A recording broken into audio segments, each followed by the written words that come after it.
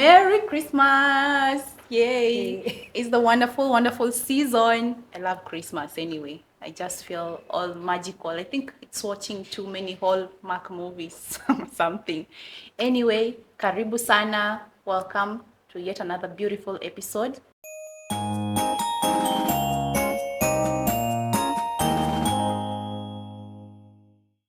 Societal expectations. What is that? It's the beliefs that we have, that society has actually bestowed upon us. Let me just say that. And it's a word that has maybe held some of us back and has even opened doors for others by defining them or actually defying them.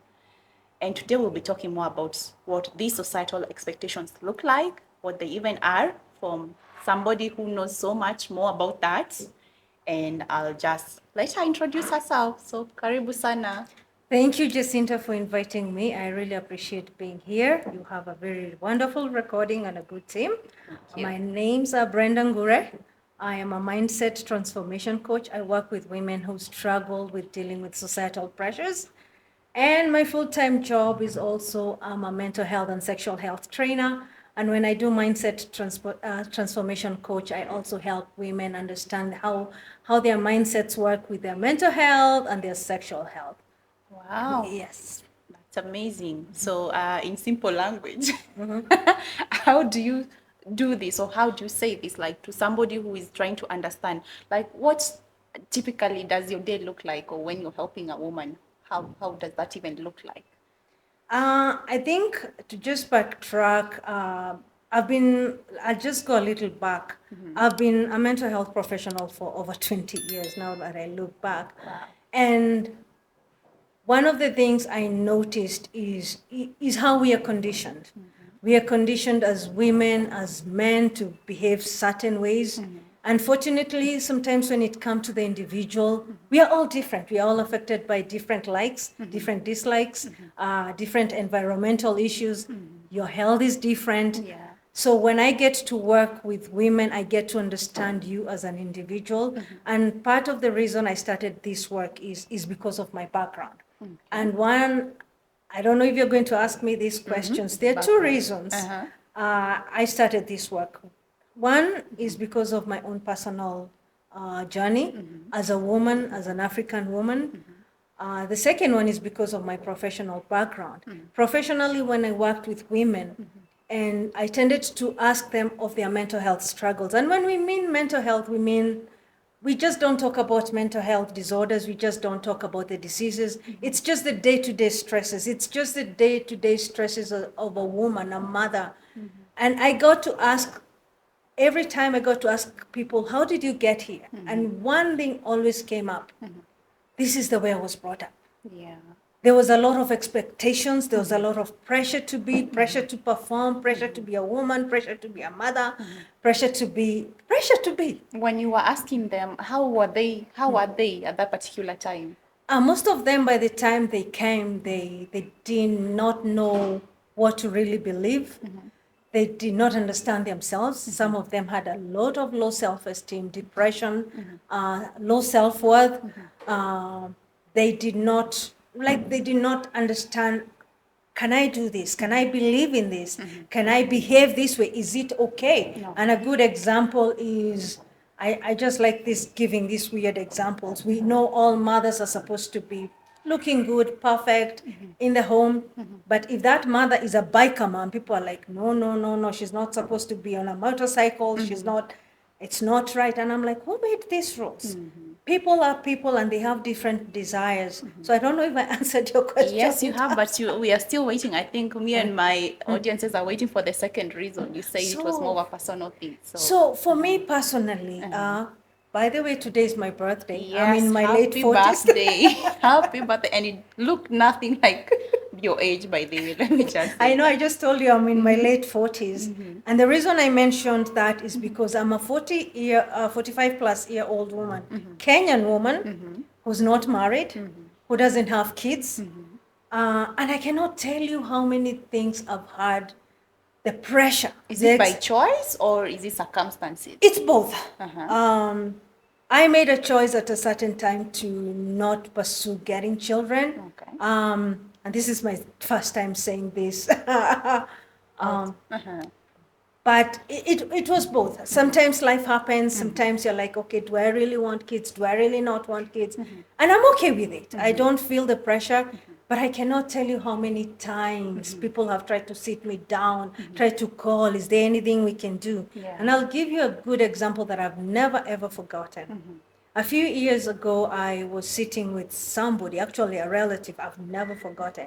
And I'll say it in Kikuyu and then I'll translate what it's Translate it. meant. So she told me, why aren't you having kids? And I'm like, I don't really need to explain to people my reasons. That's me.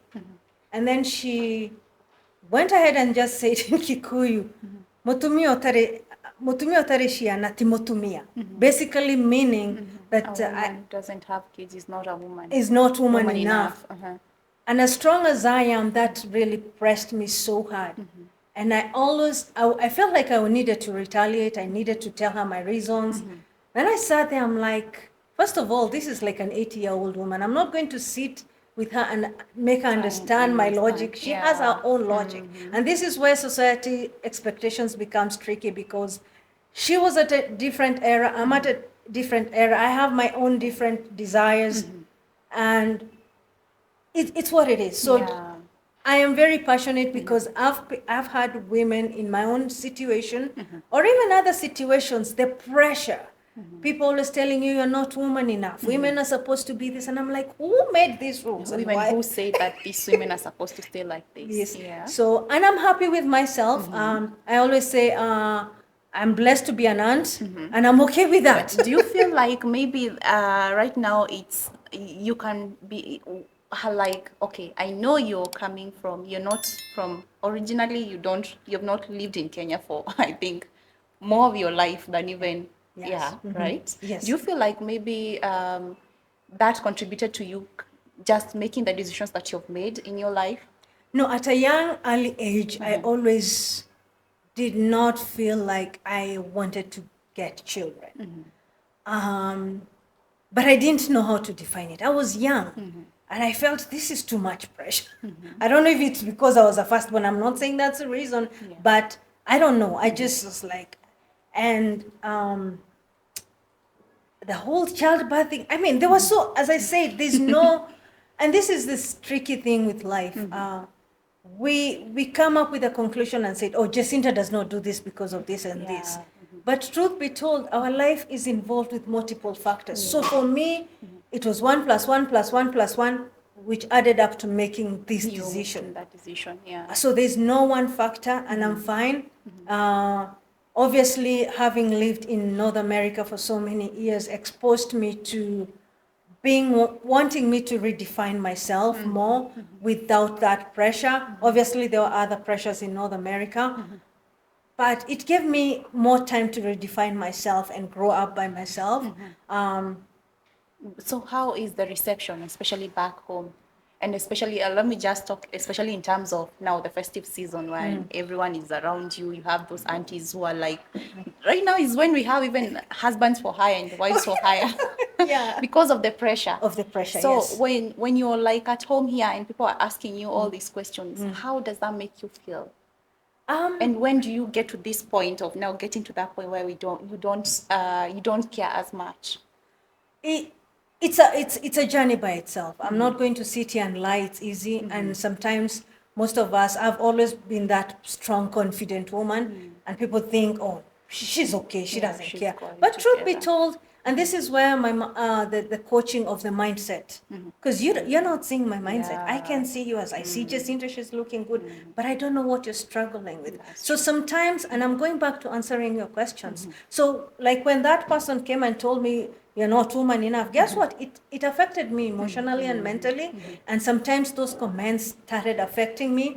Or I go to places and people are like, especially in our Kenyan community, they're like, oh, this is Mama so-and-so, this is Baba so-and-so. Yeah. And then when they come to me, they're like, they don't know what Yeah, to they're say. expecting, because by then I don't know even who came up with that notion that the means it's like you lose your identity, the mean Yes. that you have a kid. Yes. People like they forget your name. You now Yes. become Mama so and so. I don't know whose wife, and your name. It's like when you hear somebody call you that name, it's even new, and you're like, hey, this person doesn't know me from the way everyone knows me. Yeah. And so many people have lost their individuality in that. And I'm not saying it's wrong. So in that context, sometimes when people are saying, this is Jacinta, this is Mama so and so, I mean, this is Mama so and so, this is Baba and so and so. And when they come to me, they just like, how do I introduce her? And I feel like even the name, even the way, like when we call you Brenda and the way people call me Jacinta, when they call me Mama Shiko, it changes, it kind of changes my identity. Yes. Because when somebody calls me Mama someone, I feel like I'm supposed to behave like someone's mother.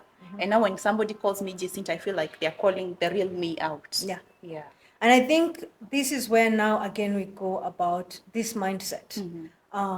Just by calling you Mama so and so, it changes. When I say Jacinta, it gives you an identity.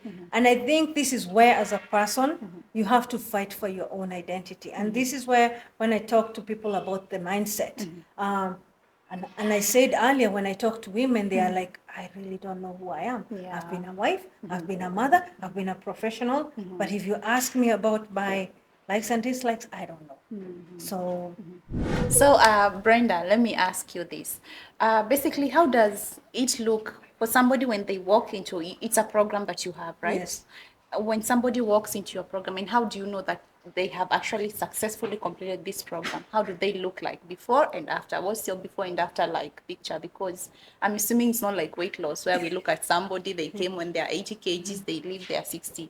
How does it look for you? What is progress for you? So progress for me, for a client, is one of the biggest thing is the self-awareness.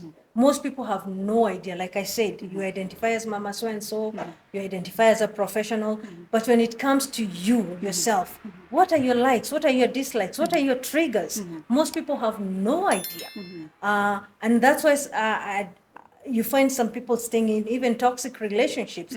So how do I know somebody is progressing? One thing is the self-awareness. Some of them is the triggers. Some people will, by the time they know this is a trigger for me, this is the way I behave on it.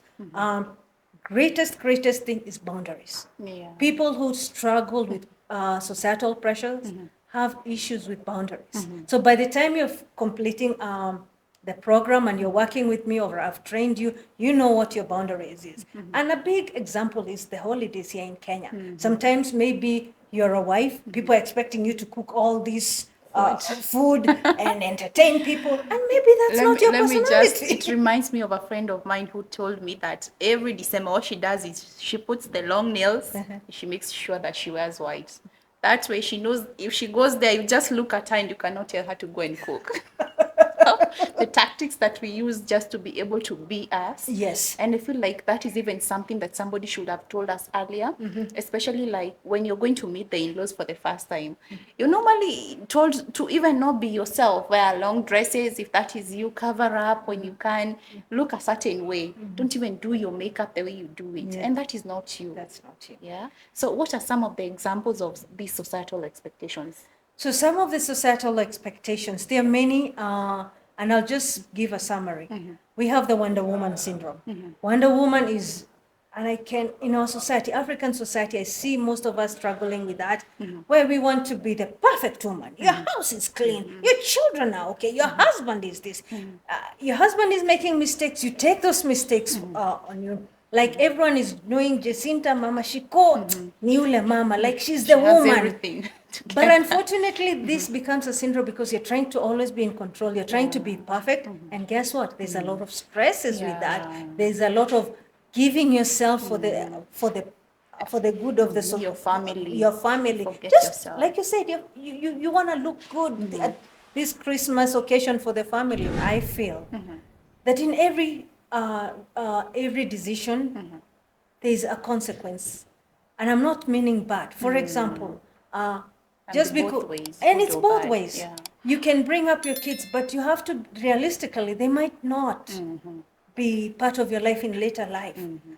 For me, for example, I'm a single woman. I don't have kids. The reality is, again, coming from our culture, people always say, oh, who's going to take care of you I when know. you're I was old? about to tell you that because that is normally what you're told. And I Yes. think that's a very bad thing to even consider. Yes. You know, especially the way our parents, and I normally even see it in my own dad. He's like, I took you through school, now you're supposed to be giving back. But then I'm like, it doesn't mean that you stop being our parents. You didn't stop being my dad. It's still, you know, taking care of someone is still supposed to go the whole way. But it doesn't mean that now because you educated us, you're grown up, that now we're supposed to be doing everything just to take care of you. I feel like that is a very bad mindset. I think we come also from a culture or a generation that we like being externally validated. Yeah. I know every time we say that, we're thinking every time, when I say that, people are thinking, when I say, oh, Jacinta, you look good. It's not just even the words, it's those expectations. That's external validation. You're expecting to be validated by your kids because they did this. There's that, it's almost like an approval addiction we have. And as a society, we have to understand the truth of the matter is, like our parents' generation, they expected that. Our generation has changed. People have moved. People are doing other things. It's not like when people used to be in the village. So if you're growing old, there's a cousin, there's an aunt or whoever to take care of you. That has changed. And we have to open our mindsets to understand realistically what is happening in the now. And when I work and I talk to the women, you have to look at different factors. Remember when I said about different factors, there are so many things surrounding you. And everything has to be 1 + 1 + 1, and this is the decision. So even for these parents, it's sad. I mean, I'm going to tell you, as I said, I've worked in this mental health space for years, and I've seen parents very, very discouraged because, oh, my daughter didn't do this, my son did do this, and when you start working with them, it's that expectation. And we are all, I keep saying, by the end of the day, each one of us is a human being. Yeah. There are things you will do and you will not do. And unfortunately, that's the reality. Yes. Yeah. So, wow. This was one very amazing discussion, and I feel like we still need to talk more about it because I don't know, first of all, how is it for you, especially because I think this is a taboo subject, especially in Africa. You and I do the very same thing. Yeah. I'm also doing something that many people already, I think what I'm doing was a societal expectation that I'm going above, because people would expect that when you're married, you need to stick in that relationship. No matter what is happening, we normally say don't air the dirty laundry.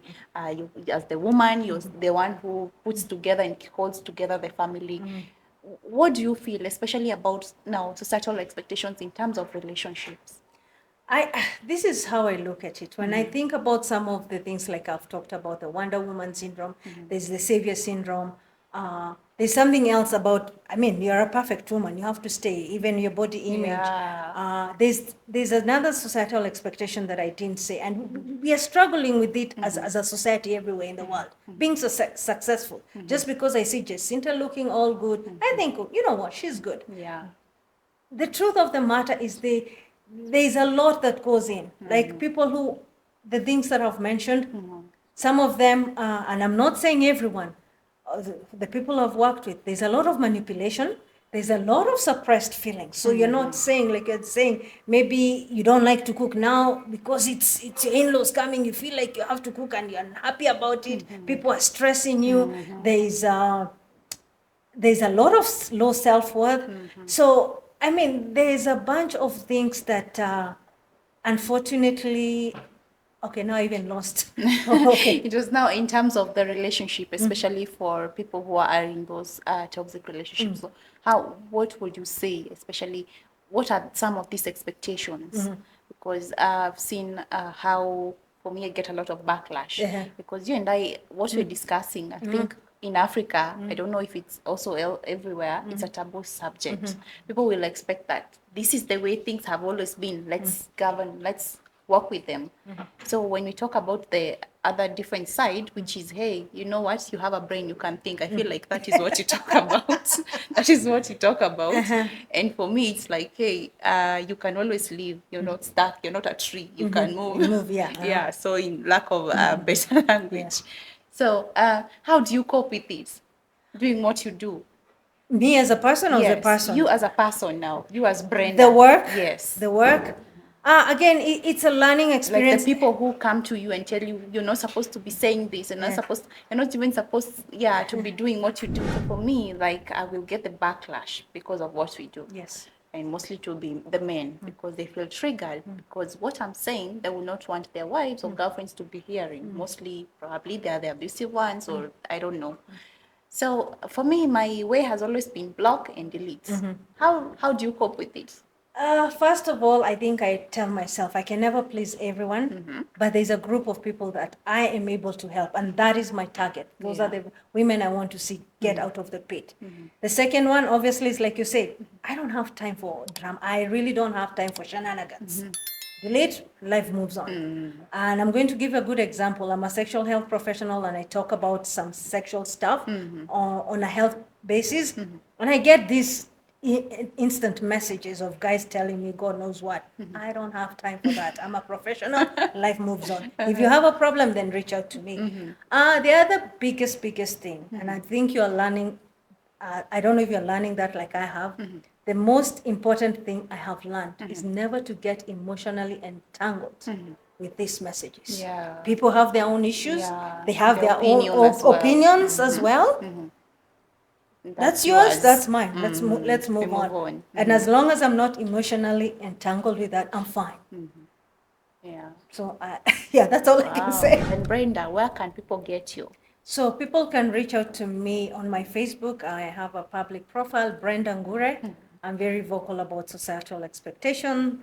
I also have a podcast. Having lived in North America, I like talking to African immigrants. And I also like knowing about these issues. What are Africans struggling in the diaspora? And these things come up. So they can find me on most of the social podcast platform, The Resilient Migrant. The Resilient Migrant. But reach out to me on Facebook, Brenda Ngure. Thank you. And thank you for having me. You're most welcome, especially thank you for just being here on your birthday and happy birthday. Thank And you. which plans do you have for us? I'm not going to say it online. So before we wind up, let me just ask Miss Brenda here for her last parting shot, something that you'd like us to remember you by. So I usually like to say, by the end of the day, you can never, when you're working with society, your family, your cultures, you can't control everything. But the person you're in control is with you. And this is why your mindset comes. So my parting shots is, there's always going to be pressure. The question is, are you able to put the boundaries? Are you able to understand yourself? Those are two key areas I want to say. And understand how this affects you mentally. I like pressing on that because being a mental health professional, I understand how those suppressed feelings affect you, how they affect your mindset, how they affect your body, and even how they affect you sexually. Wow. See you next time. That's something that I think I'd really want to hear. So if you're as interested as I am, please remember to subscribe and hit the notification button and tell me you want Brenda back, and I'll get you just that. So until next time, bye-bye. Thank you.